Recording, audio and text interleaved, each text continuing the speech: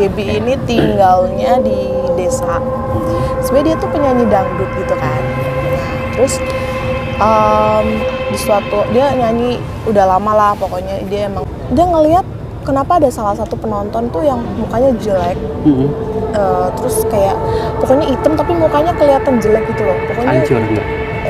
Ya sekitaran hancur gitulah, sedikit hancur gitu dia ceritain. Ternyata si Gaby itu sudah dibawa ke alam gaib.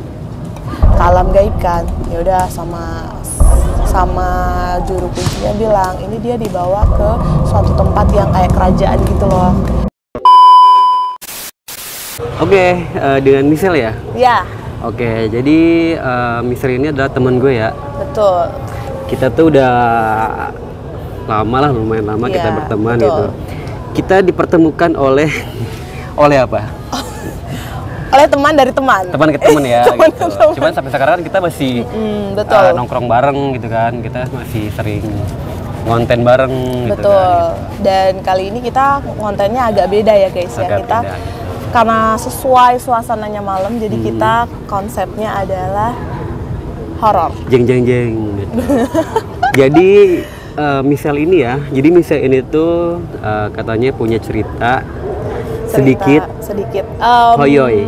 Tapi aku samarin namanya ya, karena ini kayak orangnya nggak mengizinkan untuk memberitahu nama aslinya gitu. Oke, kita mulai. Kita sebut aja namanya Gaby ya. Gaby. Ya, Gaby ini tinggalnya di desa. Sebenarnya dia tuh penyanyi dangdut gitu kan. Nah, terus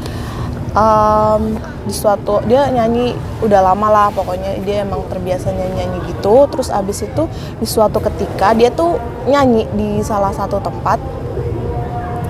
Pas dia nyanyi itu kayak nggak kayak biasanya. Pas dia lagi bagian di atas panggung, dia ngelihat kenapa ada salah satu penonton tuh yang mukanya jelek. Terus kayak pokoknya hitam tapi mukanya kelihatan jelek gitu loh. Pokoknya hancur enggak? Ya sekitaran hancur gitulah, sedikit hancur gitu dia ceritanya seperti itu. Terus habis itu dia tetap nyanyi lah. Terus habis itu dia selesai, pokoknya nyanyi tuh dari jam 12 siang sampai mau maghrib. Ya pokoknya sekitar setengah 6 lah, setengah 6 gitu. Terus dia pulang itu pundaknya berat banget. Nah dia pulang, dia ditemenin temen dia kan. Ditemenin temen dia, sebut aja namanya Sheila lah, temennya Sheila. Bukan Mawar? Bukan. Sheila aja ya? Bukan. Abis itu dia pulang lah berdua. Itu dia punggungnya nggak kayak biasanya, pokoknya berat banget gitu. Ya. Terus pas sampai rumah, duduklah di kursi ruang tamu gitu kan. Ya pokoknya Sheila sebelah sana, terus si Gaby-nya di sebelah sini gitu kan. Si Gaby bilang, lu mau minum apa gitu, terus si Sheila-nya ya speak lah, nggak usah lah gitu, ya air putih boleh lah gitu kan. Terus habis itu tunggu, dia pas mau berdiri dia bilang tunggu, kok sini gue berat nih, dia bilang gitu kan. Terus kenapa lo? Nggak tahu nih sini berat ya. Terus nggak lama dia jatuh nggak sadar. Habis itu Sheila, woi bangun Gap, bangun Gap gitu kan. Terus habis itu dia panik kan, si Sheila-nya panik, panggil lah orang-orang, dipanggil karena posisi rumahnya si Gaby itu kosong. Dia panggil keluar, panggil orang-orang gitu kan. Habis itu orang-orang nyamperin, kenapa gitu, ini pingsan, terus pada panik kan. Terus sekitar dia pingsan itu ada kali setengah jam. Habis itu tau-tau dia bangun. Anehnya bangun itu dia ngoceh. Kesurupan, betul, dia kesurupan. Ngoceh pokoknya banyak, terus pakai bahasa Jawa. Habis itu yang orang lain, ada satu orang bilang, wah ini jangan-jangan dia kemasukan gitu. Soalnya ngocehnya nggak jelas gitu, aneh. Terus bahasanya Jawa halus gitu. Kok gue agak merinding ya, Wak? Terus habis itu kebetulan di desa Gaby itu ada kayak juru kunci gitu, orang-orang pintar gitu, karena dia nyanyinya itu di desa dia kebetulan, tapi beda RT gitu kan. Habis itu datengin lah juru kunci gitu kan. Juru kunci dateng, terus habis itu ditanya-tanya. Biasalah kalau misalnya apa namanya dukun itu kan pasti nanya. Sebenarnya kan kalau kata orang tuh sebenarnya kalau kayak gitu jangan ditanya-tanya, ntar malah dia jadinya minta ini itu kan. Nah tapi Sila karena takut dia pulang karena kebetulan desanya beda kan, dia pulang. Terus habis itu malah dukunnya nanya, kamu mau apa gini kan. Terus dia namanya ditanya, setan minta. Iya, dia minta bunga mawar dipetikin, bunga mawar. Lu tahu pisang kan, yang pisang sesikat ya, sesikat itu. Terus dia juga minta beras. Terus dia juga minta kelapa yang belum apa namanya, belum di apa sih namanya dikupas ya. Iya, maksud kelapa hijau lah, pokoknya masih kelapa hijau gitu. Gitu. Terus lu tahu nggak, kayak itu semua mau dimakan sama dia. Jadi kayak bunga mawar, kan lu tahu bunga mawar setangkai yang ada duri-durinya. Iya, itu dimakan. Terus kalau orang apa namanya orang normal kan pasti berdarah atau apa, itu sama sekali nggak ada darah. Terus juga dia juga makan pisang yang itu yang sesikat itu benar-benar langsung dimakan. Jadi tanpa dikupas gitu. Sama cangkangnya gitu ya. Gila. Terus sama kulitnya. Betul. Terus dia juga beras juga dimakan, beras dimakan. Yang lebih parahnya lagi kelapa hijau. Lu bayangin kalau orang normal giginya udah rompol kali ya. Kayak makan jambu aja gitu. Iya betul, langsung digituin. Kayak gitu, orang-orang yang ada di situ kan itu banyak kan, rumah dia langsung kumpul. Kayak orang-orang desanya langsung pada datang, pada shock loh, langsung pada kaget gitu, gila. Kayak terus habis itu udah kan juru kunci nanya, lu siapa gitu, tapi pakai bahasa Jawa kan. Ternyata dia itu yang masuk di tubuh dia adalah hantu yang ada di desa itu juga. Tapi dia di posisi di namanya telaga. Lu tahu telaga nggak, yang kayak bendungan tapi yang cetek gitu? Nggak, kalau bendungan danau, waduk.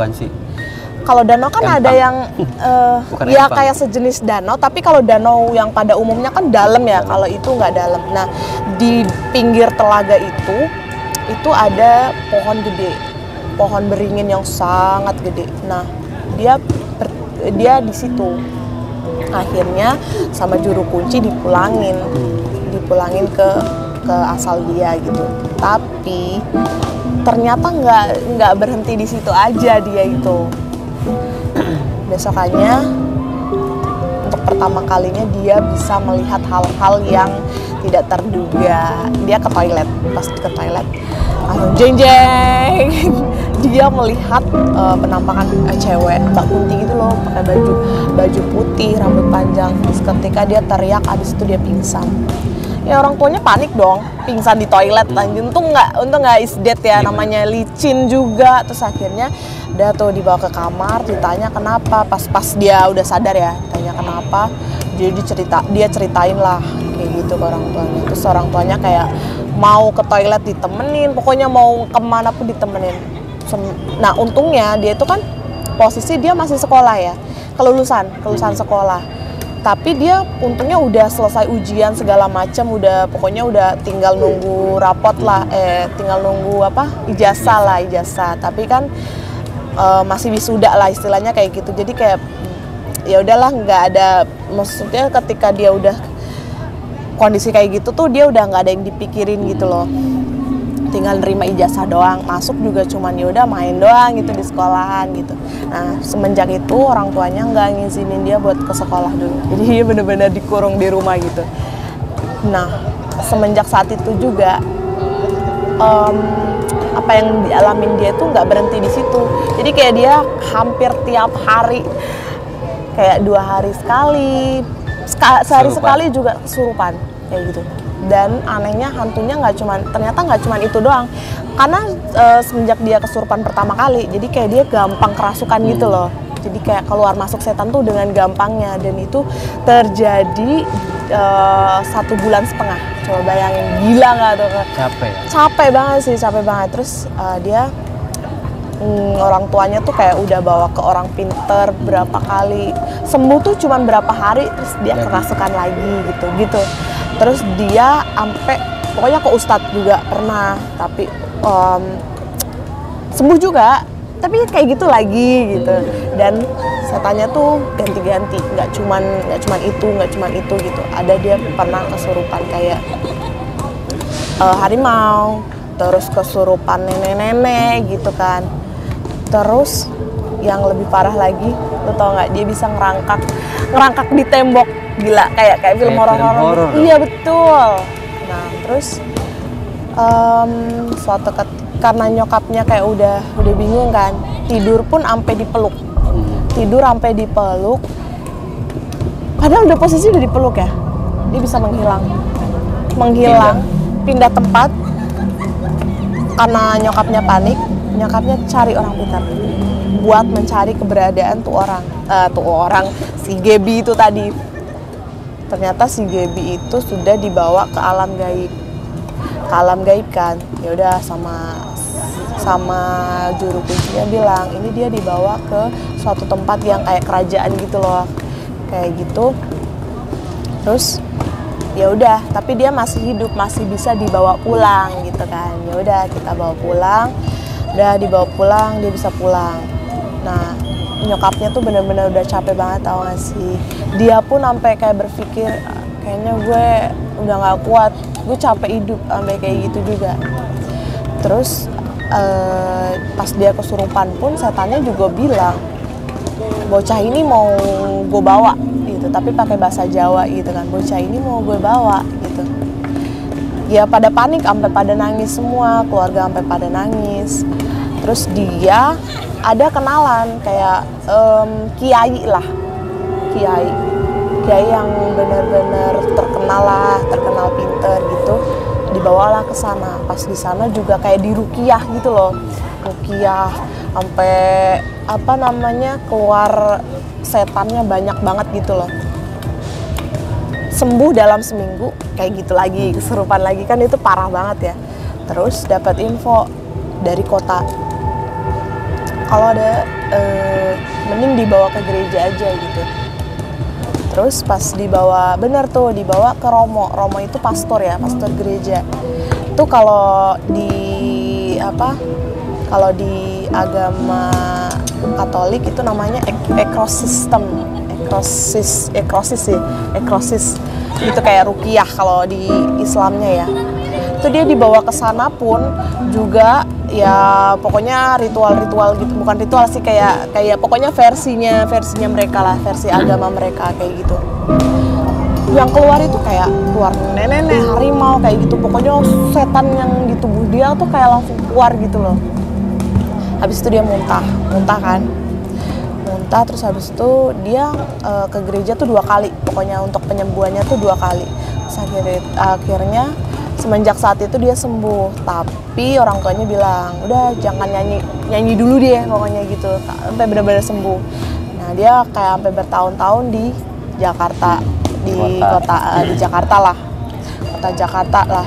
Terus habis itu karena dia udah sembuh, akhirnya dia berani pulang. Terus akhirnya dibolehin lah menyanyi lagi seperti itu. Itu kayak benar-benar parah banget sih. Kayak suatu ketika dia juga pernah kayak makan sendok, nggak sampai ditelan sih, kayak karena ditahan sama orang tuanya, jadi kayak bener-bener ditekuk gitu loh. Tapi kan kalau orang normal kan pasti bakalan berdarah atau sobek lah, itu sama sekali nggak ada sobek gitu loh, kayak gitu. Misalkan kata ustadznya gitu, yeah. Atau nggak kata pastor tadi, yeah. Itu ada yang kiriman atau apa gitu? Sampai saat ini tuh belum dinyatakan itu kiriman atau apa, belum ada omongan kayak gitu. Yang nggak tahu sih apakah yang misalnya emang dikirim, apakah dia emang nyari dukun yang benar-benar susah untuk ditebak atau gimana juga nggak tahu. Cuman saat ini belum ada omongan kalau itu kiriman gitu. Kan pernah dengar juga cerita gitu ya, gue tuh dengar kayak setan suka nih sama orang ini. Oh iya betul. Kalau itu sempat ada omongan, mungkin karena badannya udah gampang dimasukin, jadi setan itu ada beberapa setan yang nggak mau keluar dari tubuhnya, emang susah banget. Nah itu berhasilnya ya dari ekrosis itu. dari masuk gereja itu, jadi dia bisa sembuh kayak gitu. Ini kayak kalau misalnya dilihat di aslinya, katanya benar-benar serem sih, soalnya kayak ada aja kelakuan yang terjadi. Pokoknya setiap dia kesurupan tuh ada aja makan apalah kayak gitu, sampai merangkak. Terus kalau dia jadi harimau, dia tuh bisa menggaruk-garuk gitu loh, menggaruk temboknya sampai apa namanya, kayak gimana sih, kayak bekas kayak gitu loh.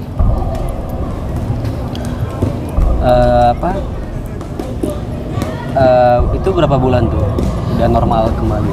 Normal, kan itu terjadi 1,5 bulan lah ya, sekitaran segitu terjadi dia. Pokoknya mengalami hal-hal seperti itu. Jadi normalnya itu pas di kota aja gitu? Iya, pokoknya di kota semenjak masuk gereja itu dia sembuh pokoknya kayak gitu. Kebetulan kan dia juga emang agamanya non kan. Gua nggak tahu sih, katanya dengar kalau Romonya bilang nggak ngaruh sih mau dia agamanya Hindu atau apa, kalau mau dia di ruqyah, kalau emang cocok, kalau kayak gitu kan cocok-cocokan. Kalau ruqyah cocok ya dia bakalan sembuh gitu. Kan di desa dia kan non muslim kan jarang ya. Jadi dia makanya di ruqyah doang gitu kalau di kampung gitu. Makanya dia dibawa ke kota, dicobalah ke gereja, akhirnya ya itu bisa sembuh. Berarti kan kalau kayak gitu cocok-cocokan ya. Banyak kok yang non di ruqyah sembuh kayak gitu. Iya gitu. Apalagi kan zaman dulu gitu ya, misalkan penyanyi dangdut, misalkan dia lebih laku, dia lebih famous gitu ya. Pasti ada aja mungkin yang sirik gitu apa. Gitu. Kalau gue sih nebaknya juga kayak gitu ya, cuman saat ini sih belum ada omongan kayak gitu. Dia sih ceritanya kayak gitu, cerita ke akunya belum ada omongan gitu. Gue sempat nanya sih juga. Menurut lo gimana? Kalau lu gimana? Takut gak? Kalau misalkan gue ada di lokasi ya pasti takut gitu. Takut ya, karena gue juga pernah gitu ya melihat orang yang kesurupan gitu. Dan dia tuh kayak bukan dia gitu. Oh iya betul. Bener kan? Betul. Kayak bukan dia gitu. Kosong, bahkan dia suaranya pun kadang bukan dia. Yes, betul. Dia suaranya kalau lagi kemasukan nenek berubah jadi nenek beneran. Sayangnya tuh emang orang tuanya nggak ngizinin di dokumentasi. Pernah kan dia waktu ke warnet, zaman dulu kan masih warnet ya, itu kan kayak anak 2000-an lah, sekitar ya belasan gitu kan, masih zamannya warnet ya. Gitu di warnet pun dia jatuh pingsan kayak gitu, terus dibawalah, dikira orang warnet, dia sakit, belum makan kali gitu kan. Pas dibawa ke rumah sakit, kan deket kan warnet sama rumah sakit kayak gitu, terus taunya langsung meronta-ronta kesurupan. Ada yang ngevideo, posisi orang tuanya datang, iya orang situ. Posisi orang tuanya datang, langsung marah orang tuanya, lu jangan ngevideo anak gue gitu kan. Akhirnya dihapus. Memang orang tuanya nggak ngizinin untuk mendokumentasiin gitu. Seandainya didokumentasiin mungkin akan kelihatan kayak serem banget kayak gitu. Gitu sih. Berarti setelah kejadian itu Gaby ya? Gabriel? Iya, Gaby. Oh, Gaby.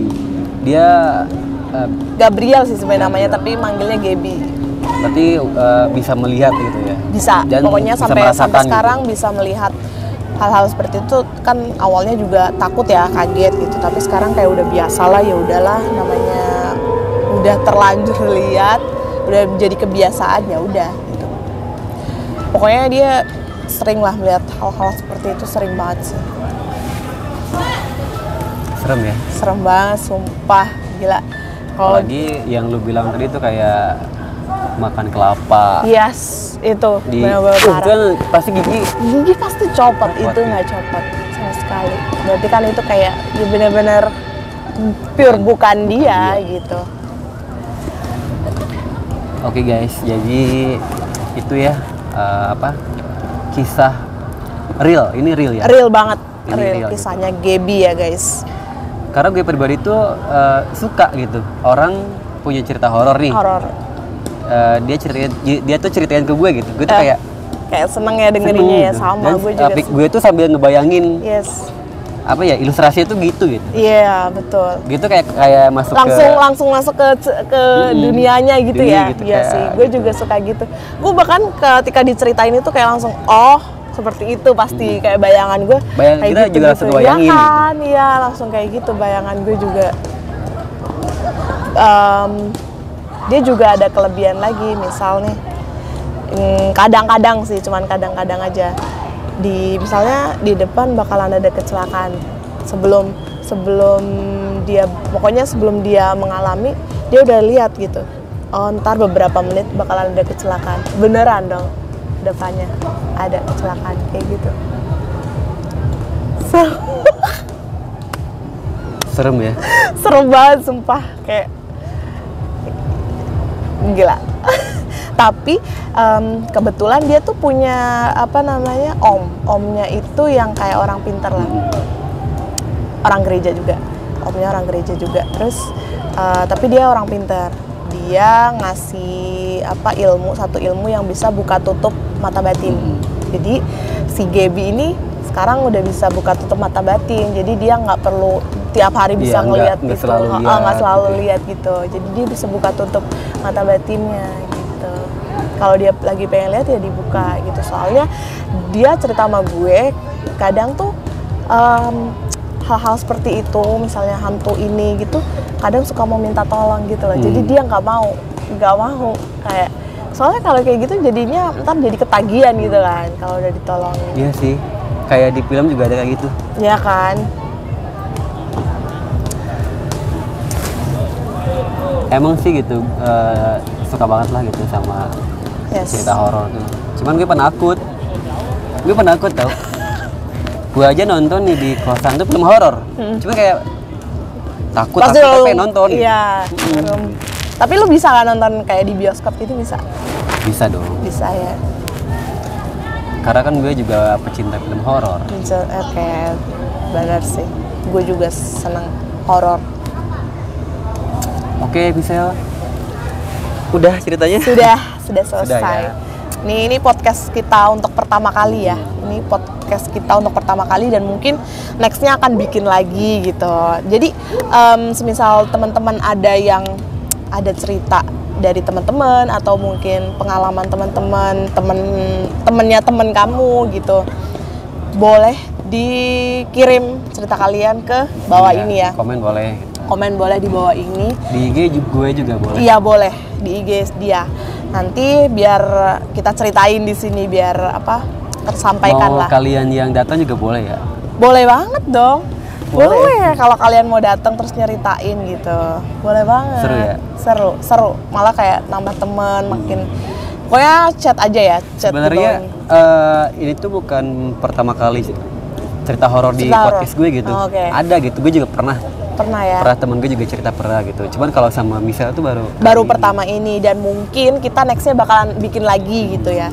Bikin lagi kayak mungkin seminggu sekali ya. Agak rutin ya gitu. Agak rutin, betul. Karena semenjak gue kembali beraktivitas kerja tuh kayak buat gontin aja tuh kayak males gitu. Betul, iya sih. Mungkin sekarang akan mulai aktif lagi ya, betul. Makanya